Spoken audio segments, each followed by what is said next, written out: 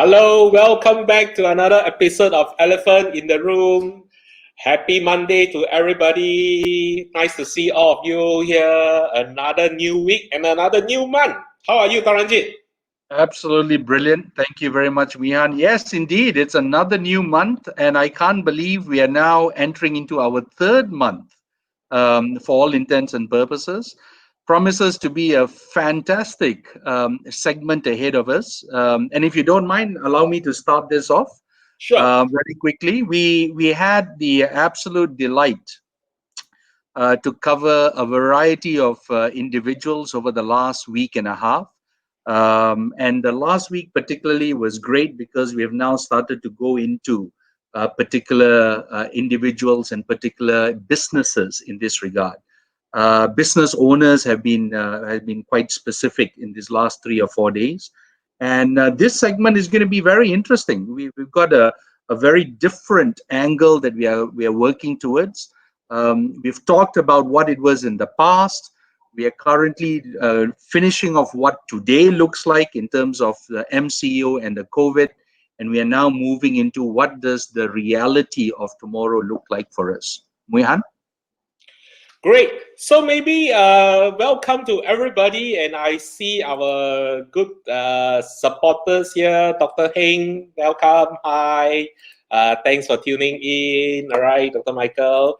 And also we have Ranjit from Laka. Thank you for your support. All right.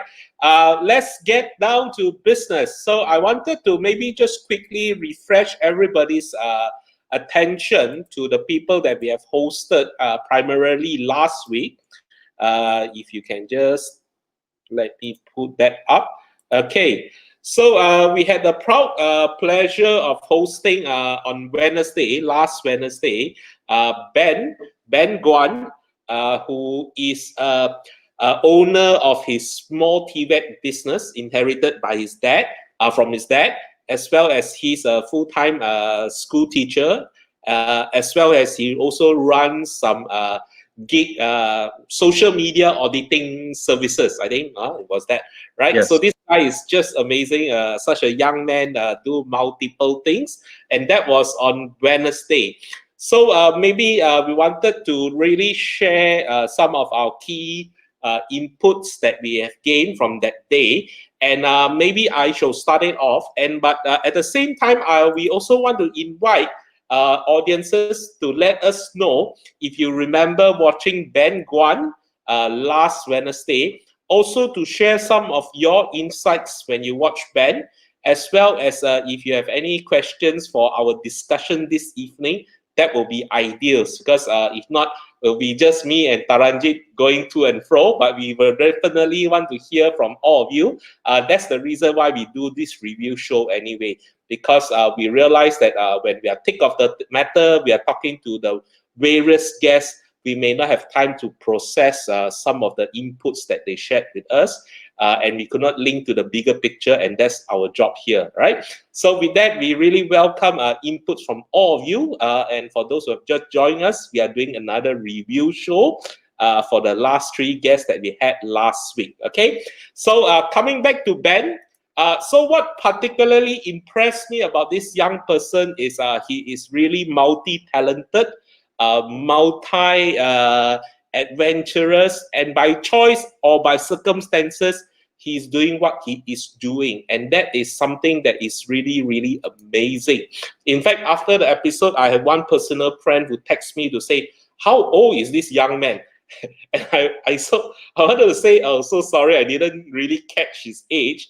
But from what my assumption, and correct me if you're wrong, Taranjeet, I think he's still in his 20s, late 20s. He doesn't look like he's in 30s, right? I would think so. And actually, Ben is on the line right now, so it'll be interesting to see whether he responds. So Ben, Ben, how old are you? Yes. Ben is here. Yeah, so there you go. So my thoughts are you're absolutely right. He's a very energetic individual. He comes across as being very very thought. There you go, 25 years old. No wonder. Well done. There you go. Thanks, Ben. So my thinking is, one thing is that, but just to add on to that, Muihan, also the fact that he has a very dexterous thoughts around how he wants to approach things. And that ambidexterity, for want of a better term, actually goes out very well, because it talks, it smacks right out of the book of agility, for us to be agile, for us to be dexterous in this regard. Muihan? So the other thing I think wanted to really highlight during Ben's show was the whole conversation about TVET, and we did qualify to say, although he is not a TVET graduate by the traditional sense, but nevertheless, because he's running the business in that particular area, which hire TVET people, which is very hands-on kind of skill set, he have a deeper appreciation of the industry, the landscape, as well as the perspective of TVET graduates. And I think I wanted to raise the point again, which I thought we raised it during the show, was there is this whole strong misconception of all of our young people need to go to university and get a university degree to get a decent or proper job. I think this is one misconception we need to start changing. Don't get me wrong, education is important, qualification is important, but at the moment, the rate that we are churning out university graduate with the degrees qualification, there's just too many of us in that sense annually. And there's not enough of the kind of jobs that need that kind of requirements to support it. Where else, for very hands-on diploma level, certificate level, there's a lot of requirement for our country, and we somehow unable even to cope with the demand. So this is some shift that we need to start thinking about seriously as a nation. And I think Ben put it very nicely to talk about the stigma with regards to either coming from your parents or from your relatives, from your teachers, and so on and so forth. So I think that is a very, very important topic that I wanted to maybe just highlight. How about yourself, Taranjeet? So, you're right. But I have a slightly contrarian view to that, Muihan. And my view is, we're governed, and I feel strongly about this, we're governed very much by what the supply looks like. So we will go out there and churn out, and don't get me wrong, I'm not being disrespectful, but we're churning out graduates for those disciplines that we think are important, rather than those disciplines that are future centric, which is driven by demand. And this is something I raised quite some time ago. We need to be demand oriented. We have to be demand focused rather than supply driven, which is what the case in my mind. And that's why many times when graduates do come out, this is my pet peeve, and I'll be very, very blatant about this. I have considerations around, are we providing the right type of quality of education? Is the quality there? Are we striving for excellence in this regard? When we compare and contrast ourselves with our surrounding neighbors. And many times when I start going down the question or going down the path of a comparative analysis of where universities lie within the region, I'm not usually asked to keep quiet, because we don't compare ourselves with others. There is no reason why we should rank and we should rate. Well, actually, there's every reason why we should rank and we should rate. That's the only way we can then say we are competing with the best. Otherwise, we will be the proverbial jago kampong, where I am a giant in my own little community, which may not necessarily be the global community that we are playing in. Those are my thoughts, Mihan.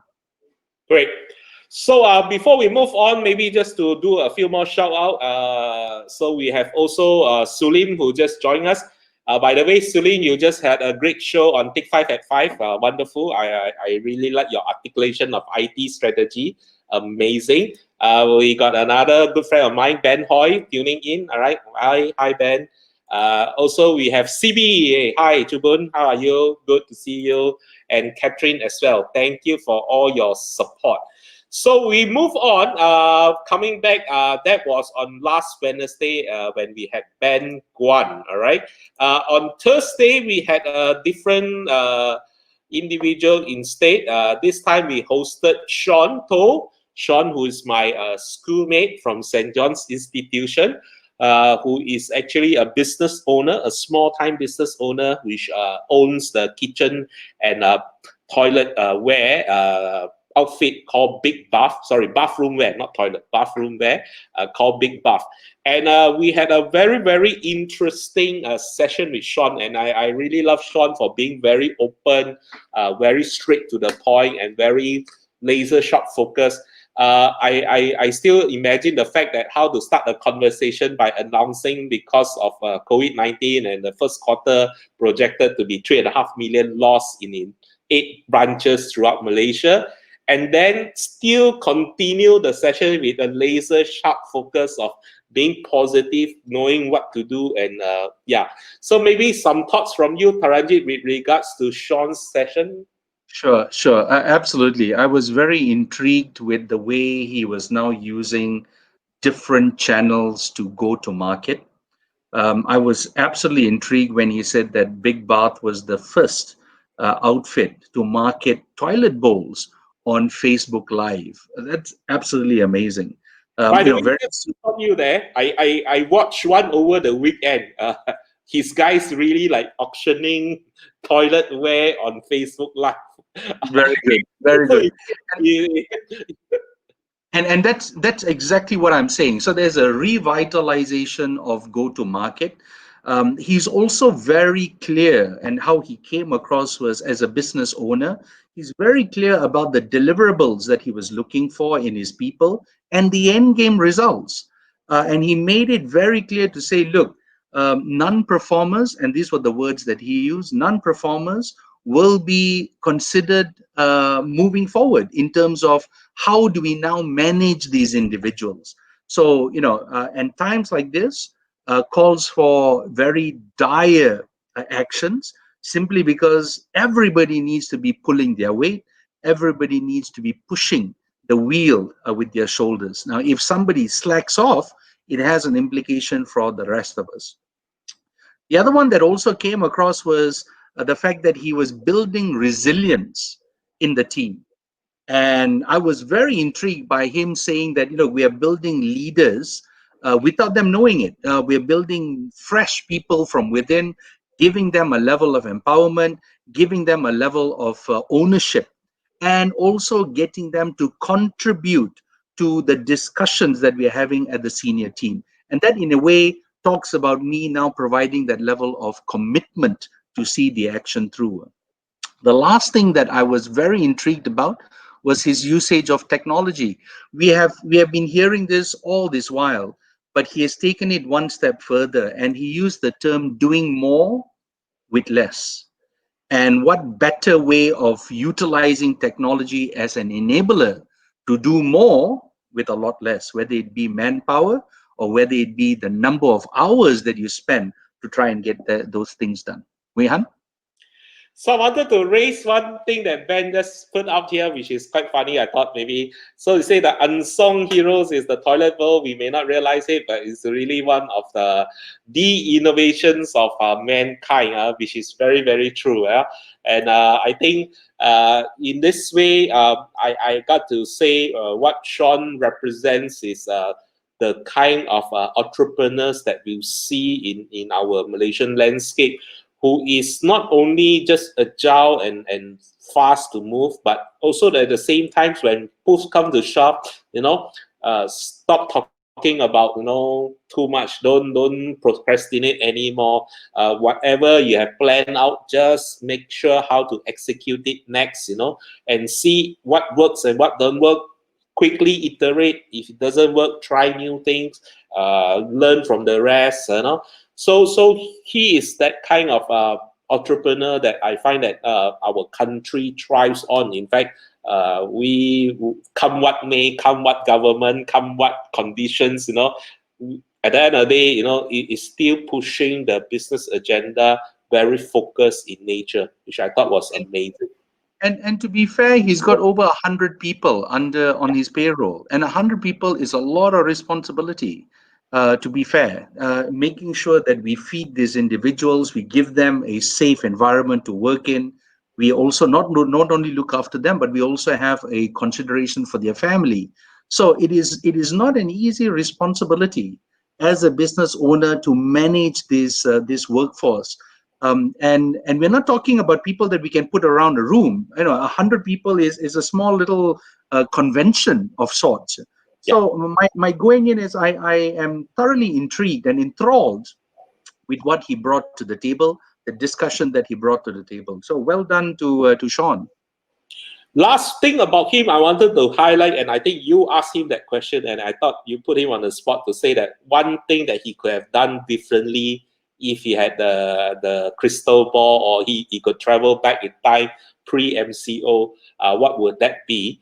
And although he talked about financing with the banks, which was his key focus, because he come to realize that when you really need the money, then when you start to talk to the banks, that conversation could be quite challenging because of your current status, and you don't have a track record, at least to show when you need it to show, and also of all the uncertainties.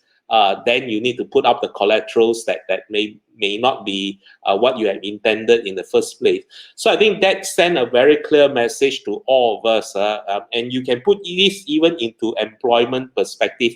And I always tell people who seek career coaching from me is the best time to look for a job is when you don't need a job. That is the best time to look for it.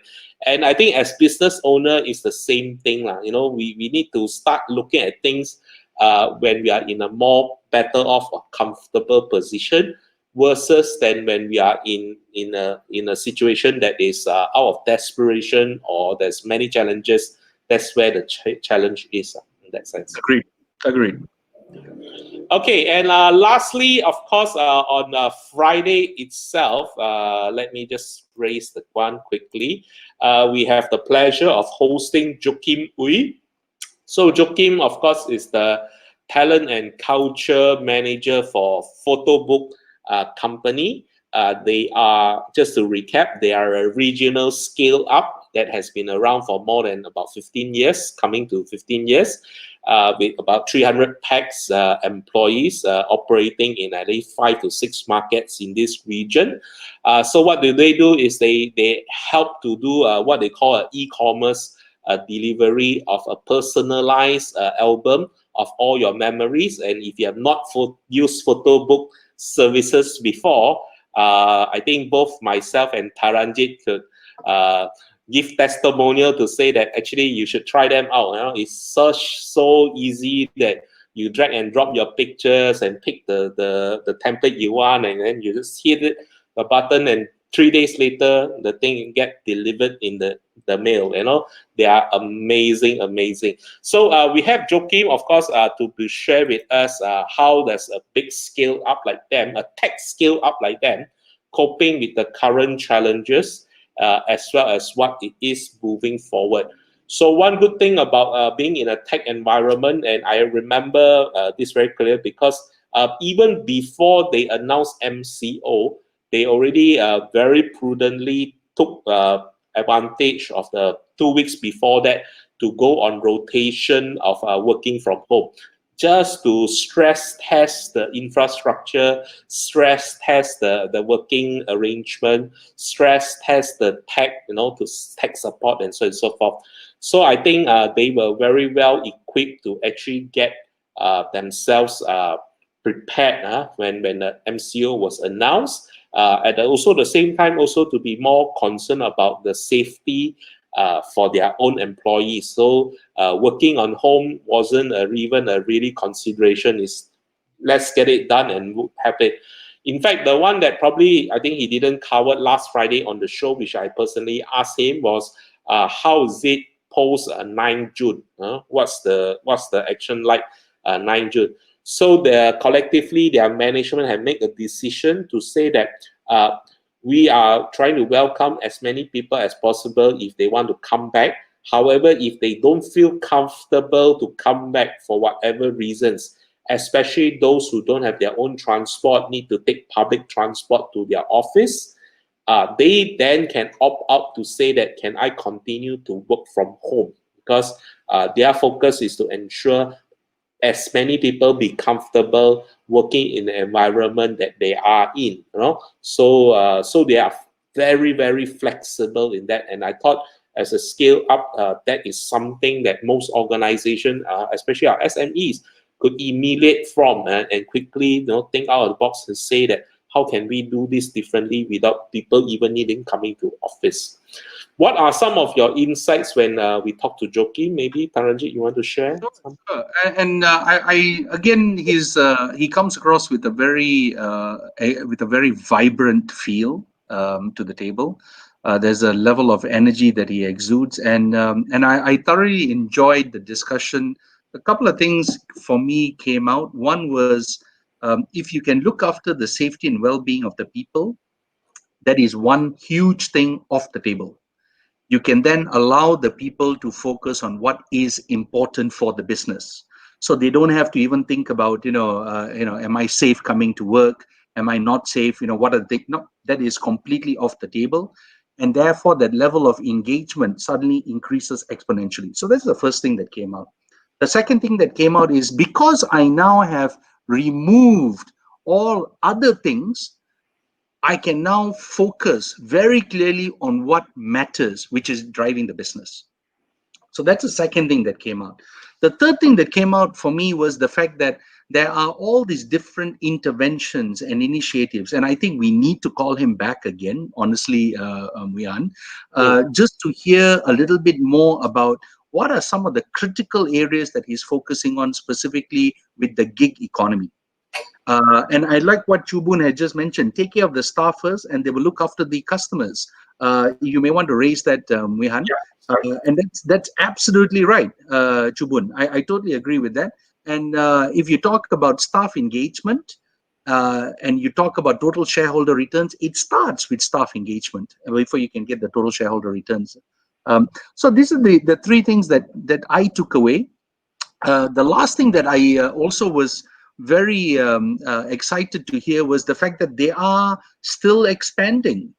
At this point in time, given the unsettling environment that we are in, he was very clear to say that they are hitting over 300, or the forecast is to hit over 300 staff as they move into Indonesia. Kudos to Photobook. Well done. So I think that was a very interesting insight as well, that I think for the first time, actual organization that we know of, and we are hosting on the show, to actually talk about this idea of engaging giggers, and they have done it in their experimentation, maybe at a smaller scale, but given the acceleration due to COVID-19, due to MCO, now Photobook is also trying to look carefully of how to really implement it in a very big way. So it is no longer just a concept to discuss, but they actually putting it into practice, and that's quite actually amazing to say the least, right? We also wanted to highlight, and this is on when we hosted Joachim, and I think I talk about this passionately. His little pet project called the Talent Support Community, which I thought was just people in the industry taking quick action to help others in need. And this was a full-blown example of the spirit of hashtag Kita Jaga Kita, just to say out there, who got a job to offer, just fill up this very simple form, and it goes into a database. Who needs a job, please visit this database, and you can go and check it out. And they are really trying to get as many people to be re-employed as soon as possible, because we know for sure the data coming out every other week that retrenchments are happening, people are losing their jobs, and more so an area which I'm very, very passionate about is especially our younger fresh graduates. As it is, without COVID-19, the landscape is already so challenging for them. Year in, year out, we talk about youth unemployment going about very high percentage, and I mean more than 10%. But this year, this season, especially those of them graduating this month or next month, I cannot imagine the kind of impact we're going to have on them until the numbers come out. So I think any initiative to help to accelerate their employment, I more than welcome and more than support. So for those of you who is working for any company, or you know for sure your friends running a company is still on a hiring mode, I do encourage you to check out our last posting when we hosted Joachim. The form, the link to the form is there. We hope that you can help to populate that form to say that these are the vacancies that is available in your organization, so that many more people will get an opportunity to actually look for a job in that sense. Okay, and all this is pro bono. There's no charges, no recruitment fees whatsoever. Great, Taranjeet, we have come to the end of our session. Wow, that's fast, in that sense. It is, and it's always fast when you're having fun. But anyway, so we have an exciting segment planned ahead. Yeah. And what we will be doing here is actually not just talking about this, but we are now looking at what actions can we now put into place, and that's what this coming segment is all about. It's about converting the whole thought process and the articulation into something a bit more real. So a variety of guests have been lined up, and they're going to take us through their thoughts about what type of skills are we going to be looking at as we start developing the employee. Two, what type of compensation should we be looking at? We have Andrew on the page right now. He'll be talking to us tomorrow. The whole notion here is the type of skills and how individuals and employees and employers alike now need to start focusing on the skills of the real tomorrow that we are now going to be seeing. Subsequently to that, we'll be also talking to an individual, Zorab. Zorab Chong is a key supporter of ours. We've had him on the show before as a cameo, but it'll be intriguing to hear his viewpoints around what is now going to be driving things like compensation, what is going to be driving things around the reality of how tomorrow looks like for employers and employees alike. So We will be, sorry. That's Wednesday. So we are hosting Zorab on Wednesday after Andrew Lau tomorrow. And on Yes. Thursday, I think we are having another gentleman. We have not done the poster up yet, so still waiting for. Maybe you want to introduce Damiri? Of course, of course. So we've got Damiri Petra. Now, Damiri is from Ascendo. He'll be talking to us more about the agility and the type of learning styles and skills that are now required, especially in the unsettled time of today. I've had the absolute delight of working very closely with Damiri before, and I'm very interested to hear how he is looking at things in this new environment that we're looking at. And Friday, we have Malati. Now, Malati hails from Brisbane. She's coming in to talk to us about mental health and well-being. She's a professional in this regard, years of experience. She is a CEO and an executive director of the outfits there. We'll hear a little bit more about that on Friday. But the whole idea here is now to hear what her views are and what would the Australian perception look like when it comes to something this tenuous in this regard. So those are the guests that we have lined up for this week. And it's going to be a rather interesting and an intriguing session, I must say, over the coming days. Muyan? So thank you once again to all our friends, all our viewers, all our supporters for tuning in. We really great to start the week with all of you here. And we look forward to seeing you on the next few days where we host the different guests. And we also invite you to come with your inputs and questions, especially regarding on the skills that is needed to move forward. I think it is a given to talk about what is the impact to the environment, to the landscape, to the businesses, to the sectors, to the various levels that we have done over the course of our last 30 episodes or so. And I think one thing that maybe Taranjeet said rightly now is let's focus moving forward. And when it's focus moving forward, let's talk about what are the skills, man, or how is the mindset we need to be like, in moving forward in the tomorrow.